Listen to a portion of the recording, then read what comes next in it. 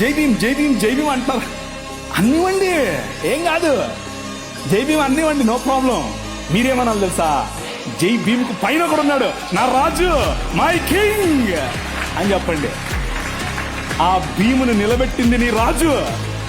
ఆ డాక్టర్ బాబాసాహెబ్ అంబేద్కర్ గారు కొలంబియా యూనివర్సిటీకి వెళ్ళినప్పుడు బైబిల్ స్టడీస్ అటెండ్ అయ్యేవారు.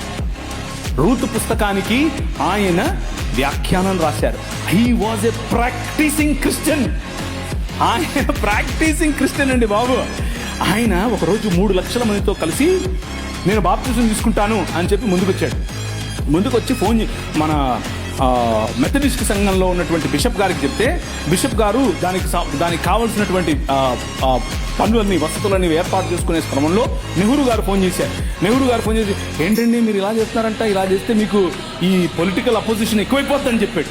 ఎప్పుడైతే మనోళ్ళు మాకొద్దండి, మీరు పొలిటికల్ కన్వర్షన్ అంట మాకొద్దు అని చెప్పి నెహ్రూ గారి ఒత్తిడికి లొంగారు. ఒక పక్క ఇంకొక ఆయనేమో గోషి కట్టుకుని నిరాహార దీక్షకెళ్ళాడు. ఏమని, నువ్వు వెళ్తే ఏదే మతానికైనా వెళ్ళు, కానీ క్రైస్తవానికి వెళ్ళొద్దని. ఆయన నన్ను తప్పితే నాకేంటి, నేను యేసు ప్రభువుని అనుసరిస్తా అని చెప్పాడు. ఎవరు? డాక్టర్ బాబాసాహెబ్ భీమ్రావ్ అంబేద్కర్. ఇది నేను కొత్తగా చెప్పేది కాదు, ఇది హిస్టరీ. This is history. ఆ జై భీమ్ వాళ్ళకి తెలియదు. చెప్పండి, వెళ్ళి ధైర్యంగా చెప్పండి.